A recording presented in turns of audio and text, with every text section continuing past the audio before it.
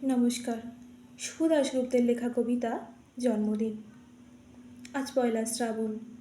খোকন, আজ তোর জন্মদিন। তুই যখন জন্মেছিলি আমরা তখন যাদবপুরের নতুন গড়ে ওঠা কলোনির টালির ঘরে। তোর স্কুল মাস্টার বাবা সেই হ্যারিকেনের আলো জ্বালা ঘরে আনন্দে আর খুশিতে ঝলমলে হয়ে উঠেছিলেন তুই আসার পর। তোর নাম দিয়েছিলেন সুকল্যাণ। মানুষটার মনটা ছিল একেবারে শিশুর মতো, অভাবে অনটনে বেঁচে থাকা না দুর্বিপাকেও ভেঙে পড়তেন না কখনো। সকলের ভালো চাইতেন মন থেকে, বলতেন, দেখো একদিন এই দেশের মানুষ ঠিক মুক্তি পাবে, অশিক্ষা থেকে, দারিদ্র্য থেকে, শোষণ থেকে মুক্তি। আজ পয়লা শ্রাবণ, আজ তোর জন্মদিন। তোর মনে আছে খোকন, যাদবপুরে ভাঙা ঘরে মেঝেতে বাক্স থেকে বার করে মেজমাসির হাতে তৈরি আসনটা পেতে দিতাম, সামনে রাখতাম ঠাকুরের আসনের প্রদীপখানা। তারপর আমরা একে একে তোকে ধান দুব্য দিয়ে আশীর্বাদ করতাম। তোর বাবা বলতেন, বড় হও, মানুষ হও। তোর বাবার সেই বন্ধু ঘোষ কাকু, উনি বলতেন, বেঁচে পড়তে থাকো। তুই জিজ্ঞেস করতিস, মা পড়তে থাকা মানে কি মা? আমি বলতাম না কিছুই, শুধু ধান দুব্বই দিতাম। আর মনে মনে বলতাম, ঠাকুর আমার খোকনকে মস্ত বড় মানুষ করে তোলো ঠাকুর, ও যেন সত্যিই মানুষ হয়, ওর যেন কোনো বিপদ না হয় ঠাকুর। কষ্টের সংসারে ওই একটা দিন বাড়তি পয়সায় একটু দুধ নিতাম, পায়েস রান্না করে দিতাম তোকে। তুই পায়েস খেতে বড় ভালোবাসতিস। তোর বাবা বাস স্ট্যান্ডের সেই দোকান থেকে নিয়ে আসতেন তোর প্রিয় মিষ্টি ছানার গজা। সামান্য স্কুল মাস্টারিতে কী বা হয়, ঘরে বসে ছাত্র পড়িয়ে আসতো কিছু, কিন্তু তাও অভাবের আগুনে সে রসদ পুড়তে সময় লাগতো না। তোর বাবার জামা সেলাই করতাম আর বলতাম, সামনের মাসে দুটো জামা বানিয়ে নিও।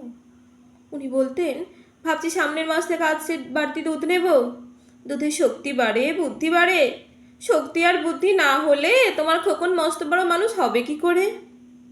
ভাবছি আরও দুটো টিউশনি নেব। ছাত্র পড়িয়ে পড়িয়ে মানুষটা দিনের শেষে একেবারে ক্লান্ত হয়ে যেত। রাতের অন্ধকারে তখন উঠোনের ধার ঘেঁষে জোনাকির ব্যস্ততা, আর ঘরে তোর পরামুখস্থ করার একটানা সুর আমাদের কলোনির ওই ভাঙাচোরা ঘরটাকে একেবারে জীবন্ত করে তুলত। তখন মাঝে মাঝে উনি বলতেন, তোমার শরীরটা তো একদম ভেঙে যাচ্ছে, খাওয়া দাওয়া একটু করো। শাড়িটাও তো দেখছি বেশ ছিঁড়েছে, কালই আমি ফেরার পথে একটা শাড়ি নিয়ে আসবো, ধারেই আনবো। আমি বলতাম, সামনে খোকনের উঁচু ক্লাস, কত বইপত্র কিনতে হবে, কত খরচ। উনি দীর্ঘশ্বাস ফেলে চুপ করে যেতেন। জোনাকিরা অদৃশ্য আলোর আলপনা আঁকত উঠোনের আগাছার ছোপে, আর ঘরে আবহ সঙ্গীতের মতো তুই পড়া মুখস্থ করতিস, ইতিহাস, ভূগোল, গ্রামার। ঈশ্বর আমাকে নিরাশ করেননি, সব পরীক্ষায় কত ভালো ফল হলো তোর, তুই কত বড় হলি। তোর বাবা বললেন, আরও পড়ো, উচ্চ শিক্ষায় উচ্চ সম্মান অর্জনের একমাত্র পথ, তুই আরও পড়লি, কত বড় চাকরি হলো তোর। তোর মনে আছে খোকন, প্রথম মাসের মাইনে পেয়ে তুই আমাদের জন্য কত কি কিনে এনেছিলি? আমরা তো তখন চলে এসেছি শ্যামবাজারে, তোর 2 কামরার সাজানো গোছানো সুন্দর ফ্ল্যাটে, অফিস থেকেই তো দিয়েছিল। সেই ঘর, সেই বারান্দা, কত স্মৃতি, কত ছবি। সেই বাড়িতেই তো, সেই বাড়িতেই আশ্বিনের এক ঝোড়ো বিকেলে তোর বাবা যেদিন চলে গেলেন, তুই বাবার বুকের ওপর পড়ে কাঁদছিলি হাপুস নয়নে। আর সদ্য স্বামীহারা আমি সেদিন তোর অসহায় মুখ দেখে আরও ভেঙে পড়েছিলাম। তোকে বুকে টেনে নিয়েছিলাম ছোটবেলার মতো, বলেছিলাম, কাঁদিস না খোকন, আমি তো আছি।